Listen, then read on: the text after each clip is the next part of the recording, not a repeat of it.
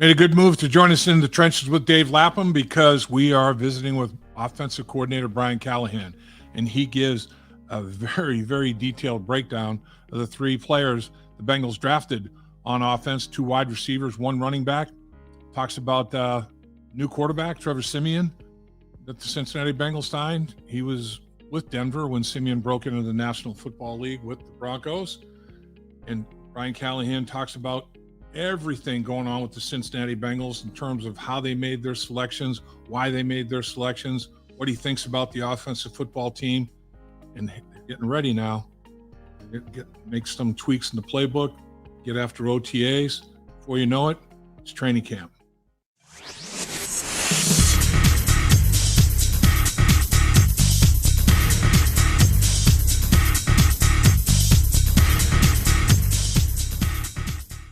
Thanks for taking the time to join us in the trenches with Dave Lapham, brought to you by First Star Logistics, as always, in our outstanding studios. And we have an outstanding guest. This is a friend of the show. I mean, he's done this many times, and every time he does it, I learn something. I learned football from a football lifer and a great guy, great coach, great player, Brian Callahan. Thanks for joining us, sir. Pleasure to be here. I don't know if I was a great player, Lab. You can. So I'm sitting here in this chair coaching and not playing. Yeah, you played at quarterback, very important position, obviously at a very, very high level at UCLA. So great player, great player.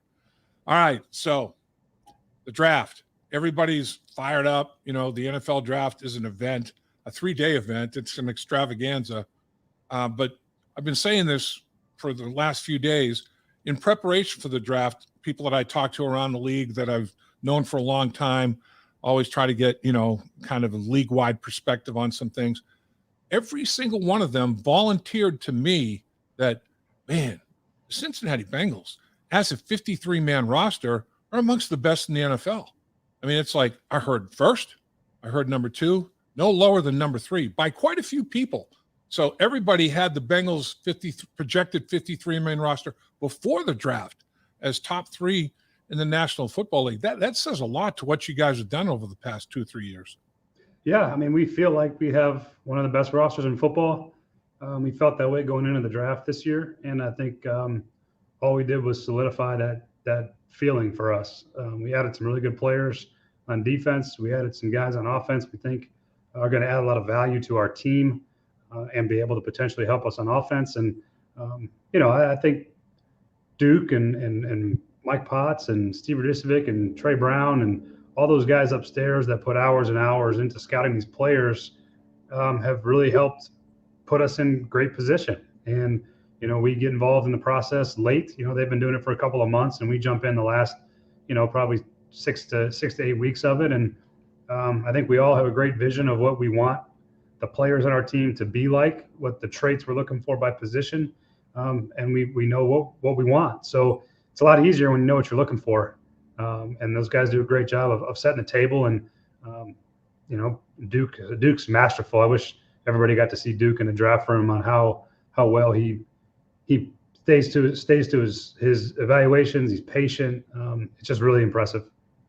Man, patience and ability to pivot if you have to pivot. I mean, all of that is there. It is interesting, though, like you talk about, put a lot of time, resources, effort into setting the board.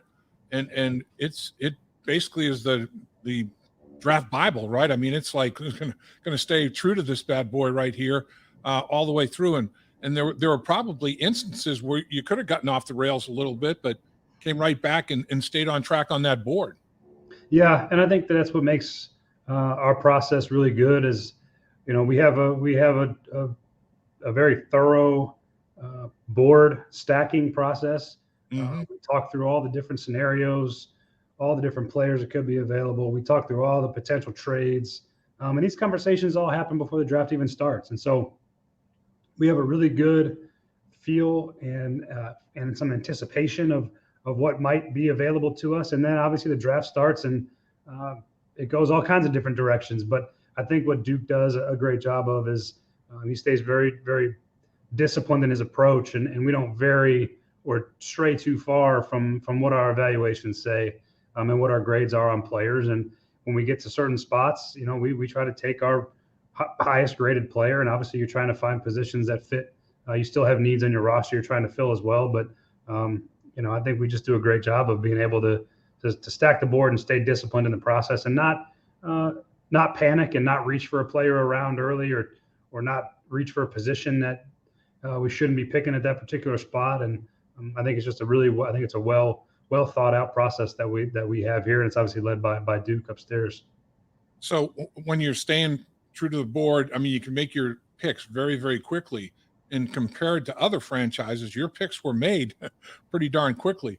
So all the conversation, all the differences in opinions and all those sort of things are hashed out long before during the process of the board being set.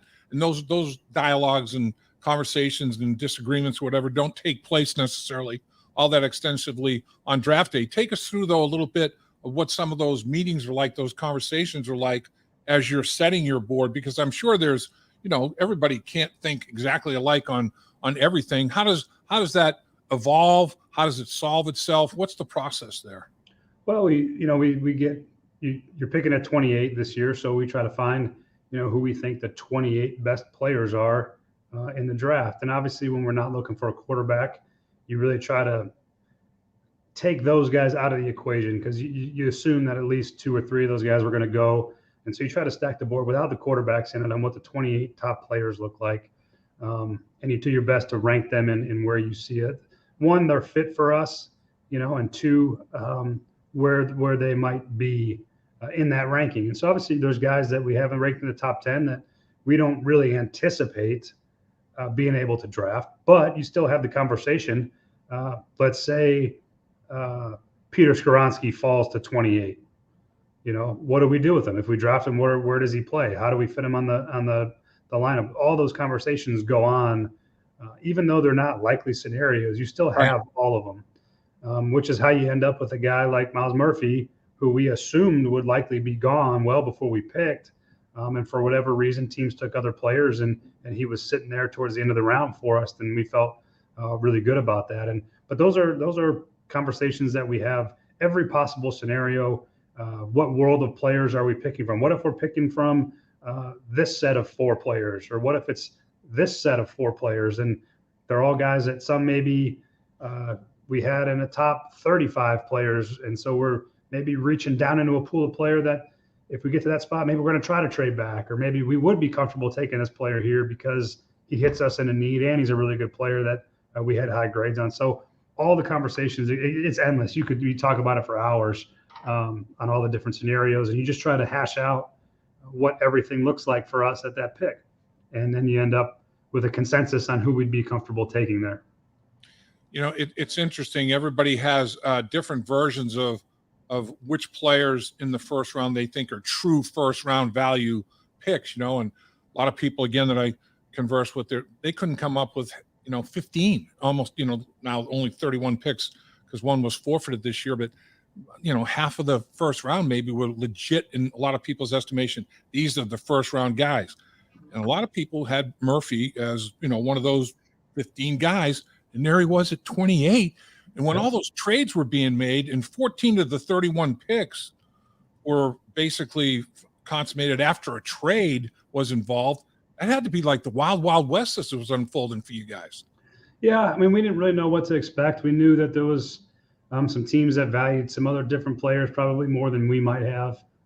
Particularly, there was some receivers that we weren't sure where they would go.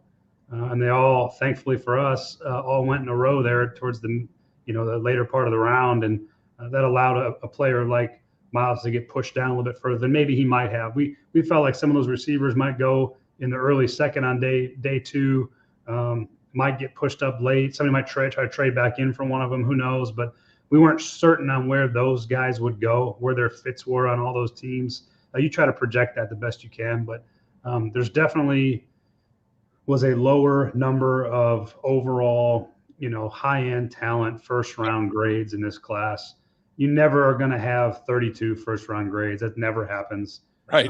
You're always going to have probably somewhere you feel good about 15 to 18 guys as really true bona fide first-round caliber talents. This year it was probably a little bit less than that, truthfully. And so because there wasn't the high-end receiver talent this year. There wasn't the high-end tackles that we've seen go off early. You know, it was a lot of those guys that, you know, you're seeing 3 and 4 of them go in the top 10. It wasn't quite like that this year. So it was just different. It was hard to predict on what teams would want and when, and it fell in our favor in the first round for sure, and that we could find ourselves a pass rusher, because, you know, pass rushers are you have to have them, and usually you got to have at least 2. Sometimes you need 3. You love to have 4, and I think we feel really comfortable about what that room looks like now. Yeah, no question about it. As you were coming down to the 28th pick, I asked in the presser after Myles Murphy was selected, at what point did you really hone in on, you know, covet, boy, if Myles Murphy's there, we're going for it. And the answer was like around 20. When from 20 on, it was like, man, it looks like we're going to be able to get Myles Murphy potentially here. And a lot of teams did reach out and ask about trading back, whatever, because Levis was there still, and then he ended up going right away in the second round. But getting that 5th year with a rookie quarterback, I'm sure a lot of teams were thinking about that, exploring that or whatever. So I'm sure you got some significant phone calls there, but just decided to stay with your guy, right? Yeah, I mean, the caliber of player that, you know, you're dropping off of, there was probably, by the time we picked, you know, there was probably three players we felt really comfortable taking at our pick. And, you know, there was 1 or 2 guys that were falling a little bit further than we thought they might. You know, Dalton Kincaid goes a little later than we thought he might. Yeah. You know, Anton Harrison went maybe a little later than we thought he might have gone. Guys that we felt like were going to get picked, you know, in the probably starting between 15 and 25. We thought that they would get picked. And so there were some guys that lingered. Deonte Banks went a little bit later than we thought. So some guys that went off the board late. But once we got to 20 and we saw the world of players that was available to us, there was only 8 picks, and we had X amount of players on our list that we liked and felt good about. That you know, we didn't feel like moving back off of any one of those players. We felt their talent level was worthy of the pick, and decided to stay and pick instead of moving back. So day 1 ends. Day 2, go with defensive back, Turner out of Michigan, Jordan Battle, safety out of Alabama. So the first 3 picks for the second year in a row are defensive picks. And start day 3. And it was the greatest thing in the world. Brian Callahan comes into the presser with a name tag on. Hi, my name is Brian Callahan. It's like I need to reintroduce myself here a little bit, guy. It was classic, Coach. It was good stuff. Yeah, but you try to get a little levity there, you know, have a little fun with it. Absolutely, it was awesome. But you get yourself a hell of a player. I mean, it's like Charlie Jones is there in the 4th round at pick 131 out of Purdue. I mean, I'm sure there was conversation of him in day 2, right? Mm-hmm. Yeah, that 3rd round pick, he was in the conversation. You know, he was in the world of players. We were debating on what the best place was for them. Obviously, we rolled the dice on seeing if he'd be there around later, which turns out, thankfully, he was. You know, and we went with our highest graded player at that point with Battle, and right. That fit us well, and it fit a need, and it fit the grades, and he was worthy of the pick at 92, and we just felt that there was a chance that Charlie would maybe linger till the 4th when we got to our pick, and he did, and super excited to have him. You know, he brings a ton of versatility. He can play all 3 spots. He's got some outside flex. He can play inside. He's got great ability to separate at the top of his route. He's got really strong hands, and he was super productive. And on top of that, he has the ability to potentially return both punts and kicks. So you've added some versatility and some contribution, a path of contribution for him potentially early if he can win those jobs. And so, you know, competition in the receiver room for that spot, and the ability to help in a lot of different places, which is, you know, 4th round of the draft is what you're hoping for. So a guy like Charlie that is at Purdue, where they are pass-centric, I mean, they're spreading the field out and they're throwing it all over the place, and the route tree is pretty extensive. I mean, he can run the entire route tree. He can run a route for us, basically. I mean, that's the thing when I watch him. He is an outstanding route runner. He sinks his hips, gets in and out of those cuts, and gets separation. And, I mean, he can run as well, obviously, but, I mean, his route running looks to be outstanding, as well as sticky, you know, glue fingers. Yep. I don't know. I mean, a comp. He's a lot faster, Biletnikoff, but he kind of reminds me of a type of guy, that is a route runner, catch everything kind of guy like that. Do you have any comps that fans might be able to say, oh yeah, I know that guy? Who would he be like? That's tough because he's not a slot only player. Right. He's not like I wwouldn't compare him to the Edelmans and Welkers of the world. He's a little bit bigger than that side, like height wise. He's a little bit more slender. He's, his weight's a little bit lower. He kind of reminds me, and then this because I was around him. He's got a little bit of Eric Decker in him. He's not quite as tall as Deck was, or as big. Deck was 215 pounds, and he was 6'3", but he just reminds me of that style where he's got route running ability. He probably lacks the true, the 6'3", 215, which is about what Decker was coming out. Right. To play, a full time on the outside as a starting outside receiver, but definitely has that route, his route running ability, his speed, his hands are all to me remind me of him a little bit. I've talked about this with a few guys in the organization after the draft, and I'd like to get your take on it as well. First round pick Clemson, second round pick Michigan, third round pick Alabama, fourth round pick Purdue. Well, Clemson, Michigan, and Alabama all played in the college football playoffs. Purdue played in the Big Ten championship game against Michigan. I mean, you got guys that big schools, big conferences, big schools in those conferences, big games, big crowds, a lot of coverage, and they stepped up and responded and played their best football in the biggest moments. I mean, those are part of the process, isn't it? Yeah, I think those things matter. I mean, they're things we take into account. Obviously, it's a lot easier to evaluate guys that play at the higher levels of competition. You get to see them play against good players. You get to see them play in big games, and that they have experience in those moments, and they know what it takes to be in those positions. It's always still going to come down to is their tape good, and do they fit personality-wise what we're looking for? But it certainly leans that way for us, that we've tended to take guys with pedigrees at bigger schools that have some success in their backgrounds that for us it matters.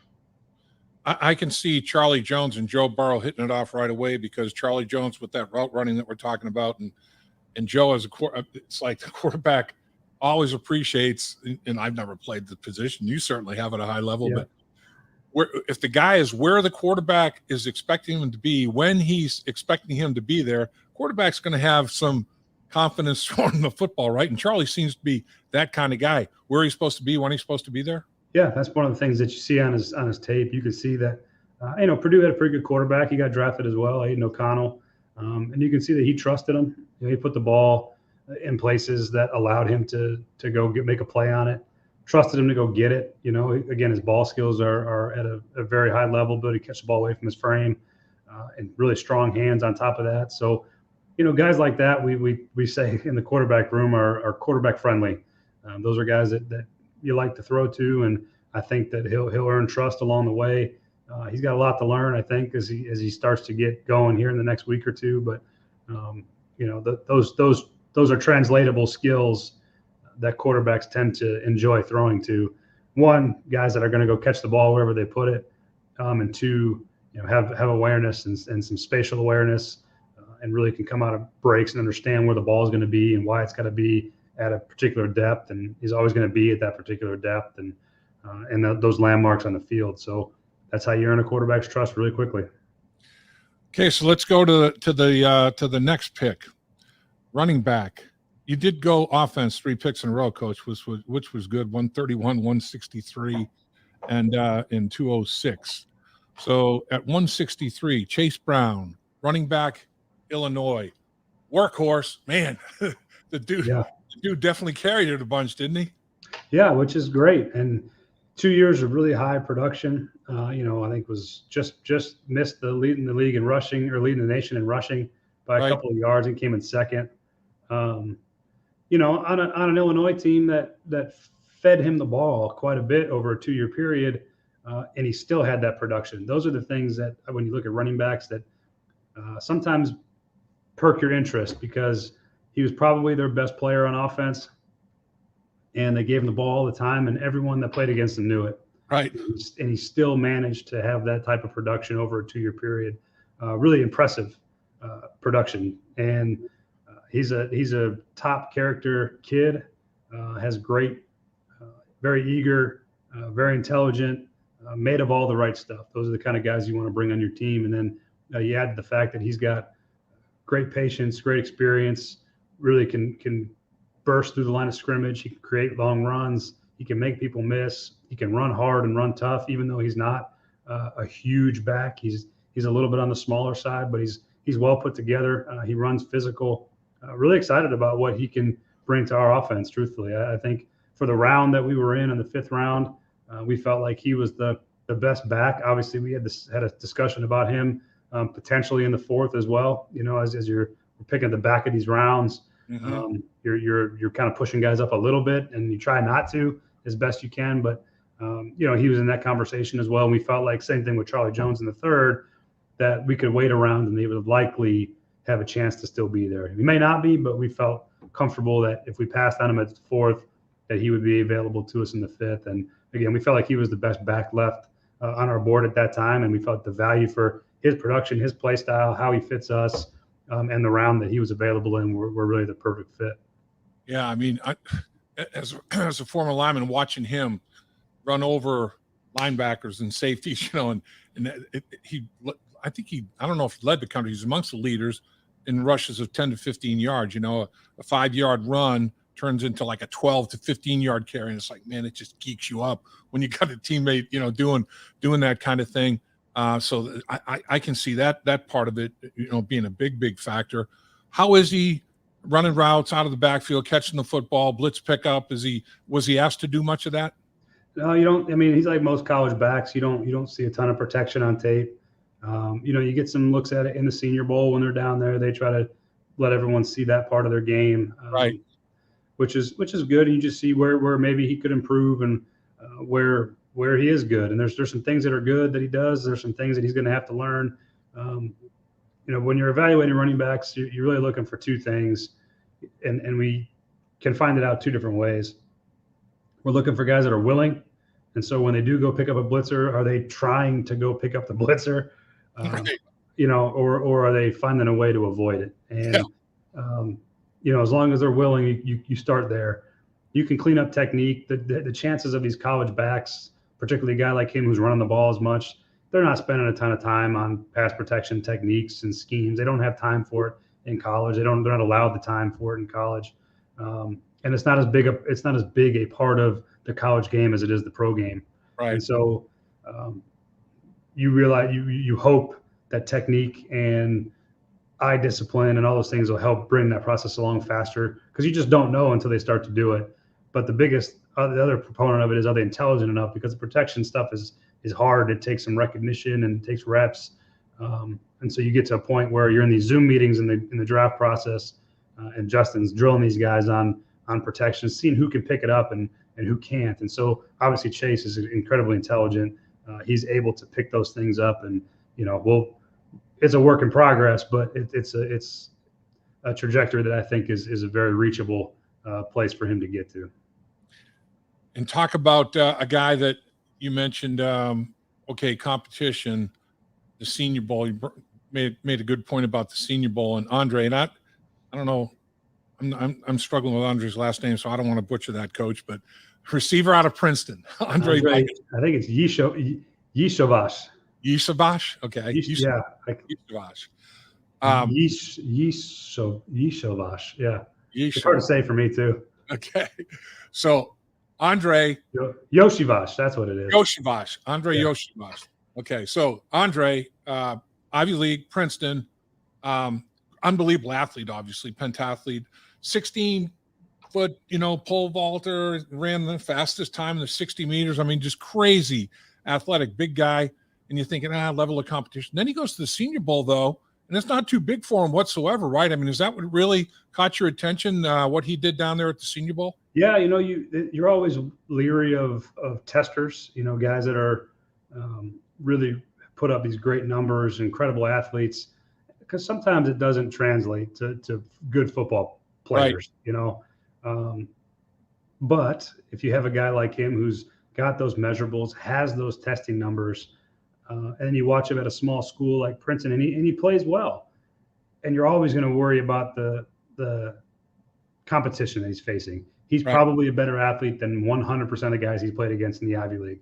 Yep. However, when he goes to a place at the Senior Bowl, you get to see him against higher level comp, and now you see it's not too big for him. These things are real. These traits do translate to football for him, albeit it might be a little bit raw.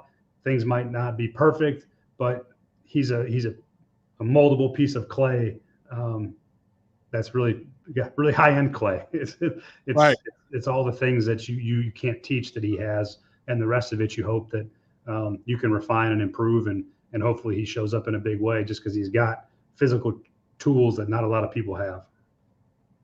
No doubt about it. I mean, he's going to be something to watch. His ceiling is very, very high. There's no question about it. Got to talk to you about the quarterback situation here, Coach. Trevor Siemian signs with the Cincinnati Bengals.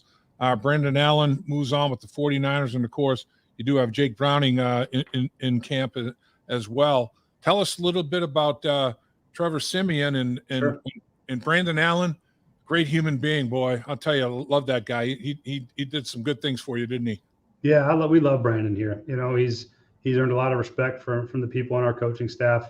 I like him as a player, and I love him as a person.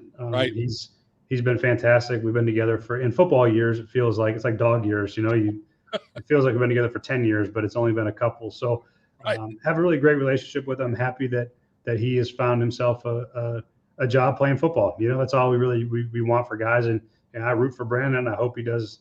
I hope he plays another 5-6 years and gets to be a 10-year backup and gets to retire and live a nice life playing golf and doing what backup quarterbacks do. So, but he's fantastic. I appreciate everything he's brought to us. He's been really good for our quarterback room, for Joe. He's a guy I got a ton of respect for as an NFL player. Obviously, Jake Browning's been with us now for a little bit over a year, and we have a lot of high expectations for Jake. We think that Jake is a ascending player. He's getting a chance to finally get some meaningful repetition, hopefully, and compete for a job. And we feel like he's up to the task. It's going to be good. It'll raise the level of play in that room for sure. And got a lot of, like I said, high expectations for Jake this year, and think that he'll raise to meet them. So excited to see him get a chance. And then Trevor, I was in Denver when we drafted Trevor in the 7th round. He was a great third quarterback for us for the last year I was there, and then took over as a starter. He was a guy that we felt like had talent. He was coming off an ACL injury, so he had a really late pro day, and that probably caused him to fall some in the draft. But the late Greg Knapp went up there and worked him out, and felt like he had a real shot to be a good player.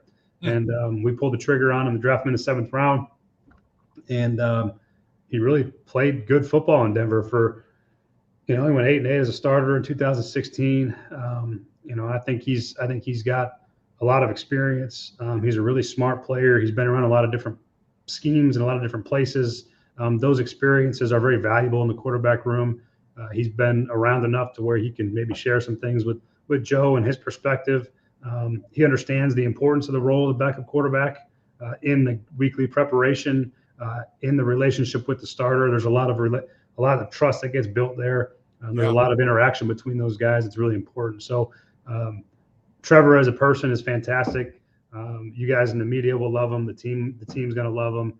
He really is a fantastic, very experienced veteran quarterback that's played a lot of football. So, Coach, immediately, after the draft concludes, start to get all the reactions positive, and then, of course, the questions. No tight ends, no offensive tackles. Come on, man, what's up?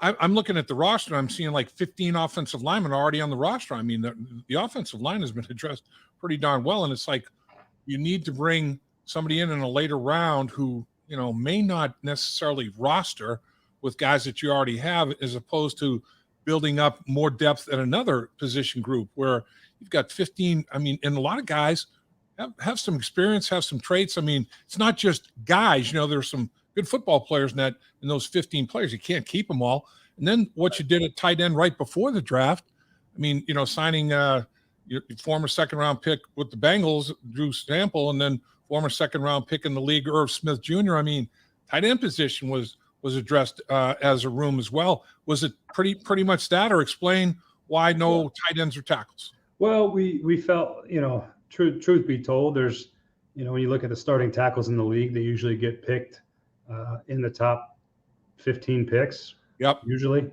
Or you're going to pay 16 to 20 something $million for one, which is what we did. Yep.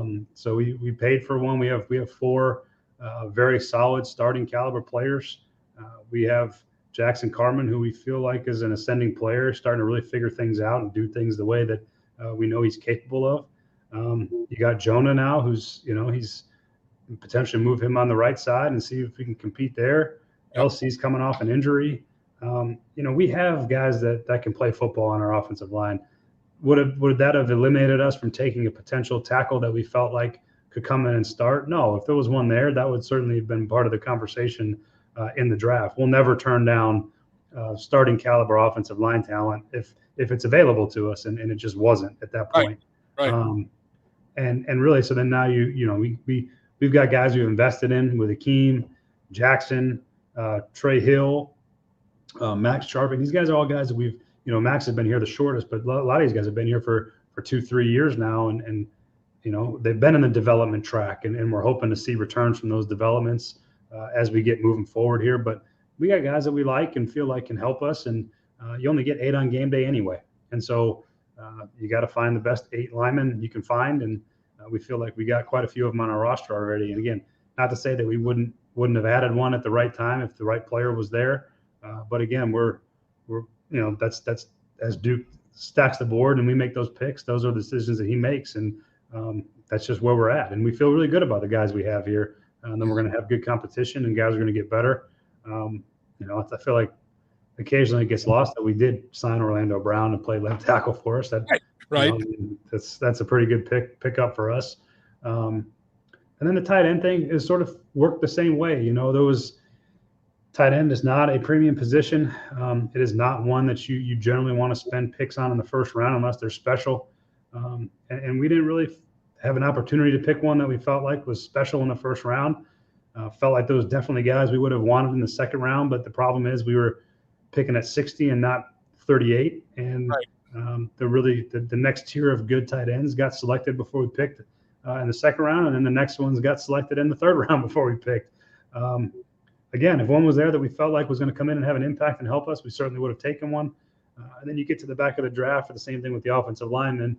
You're looking at developmental players that likely aren't going to help you in their first year anyway. And so, we went out in free agency with Irv and Drew and wanted to make sure that we at least had, guys that we trusted and can play in this league that we knew day one would be able to play. And even if you take a tight end in the second round or the third round, it's always been a position that's been relatively difficult to have an immediate impact just because there's so much to learn about playing that position that we felt like we didn't want to have to reach for a tight end at any point in the draft. And that's why we signed the guys we did. And again, I feel really good about some of the guys we have on our roster already. We signed, Nick Bowers at the cut down last year. We had Devin Asiasi. These guys have all played football. Asiasi was a top, I think, third round pick or second round pick. Yep. Irv was a second round pick. We liked Irv coming out in the draft when he came out 4 years ago. Obviously we got a lot of trust in Drew. Drew does a lot of good things for us that aren't necessarily, as exciting for the people out in the world, but he's a valued member of that tight end room and the things he can do for us. So again, we feel good about the guys we have. If the right tight end was there at the right spot, certainly would have been part of the conversation. And there was some conversation at those spots, but ultimately felt like, we got a good room of guys. Now, the only drawback to that is I think we have every player in the room is on a 1-year contract. Right. So there's some longevity things you would have liked to have addressed if it fit for us at the right time. So it's not we didn't just say, no, we don't want tight ends at all in the draft. We certainly were looking at them and they were in the conversation at some spots. But the ones that I think are going to make an impact in this league, all ended up getting picked prior to when we would have picked those players. So, it's hard. It's easy to sit back at the end of the draft and say, well, what, we don't like tight ends. I love tight ends, but I'm also very aware that there's a value placed on where and when they should be picked, and the value of the player relative to the draft position is part of the equation. So that's just the way it is. But we trust the guys that we had here, and I'm excited to see what Irv can do for us in our system. Well, Coach, I think the organization once again had a great draft. I mean, all the gurus, the people that grade the draft, and I don't know how they grade it, but I guess I'd like to see a grade 2, 3, 5 years, down the road in the careers a little bit. But based on their collegiate performances, though, that's I guess the only way they can grade it. I've seen A+, I've seen A-, B+. Lowest I've seen anywhere is a B. So I mean, pretty darn solid draft. Looks like got value at every selection. That's what you're hoping for, right? Yeah, and I think that's what's made us one of the best rosters in football. Is we've drafted really, really well over the last 4 years. A lot of guys we've drafted are contributing. They're helping us. They're playing on second. They're hoping to get second contracts. They should be getting second contracts. These are all the things that you do when you're drafting well. That's what you want. So I think we've stacked a couple of good drafts together, which really makes our roster deep. It makes it strong. It's hard to go wrong when those guys upstairs and in the front office do their job at the level they've been doing it. It's been really fun to coach the guys that keep showing up here. Coach, can't thank you enough as always. Great stuff. Appreciate you giving us the time you gave us as well. I know it's busy. A lot of people don't realize there's a lot of stuff going on post-draft as well. It's not over, that's for sure. We're getting ready for our off-season program to get kicked up here. We'll start practicing and meeting and all those things. So, yep. We got a lot going on. Dave Lapham here, and every day I am grateful for my experience to have played professional football. As a player, I realize self-motivation, leadership, and appreciating your teammates are key. At First Star Logistics, you can use those same attributes to create the life you want for you and your family. Build your future by working hard like I did. You'll see results both on and off the field. Call First Star Logistics today and be part of our winning team. Hey there, everybody. I'm Dave Lapham, and we do a podcast called In the Trenches with Dave Lapham, brought to you by First Star Logistics. And if you want to hit the like button when you're reserving any video, that'd be a good thing to do. And if you want to subscribe and not miss any videos, make sure you do that, because we are going to try to cover the Cincinnati Bengals every way that they can be covered.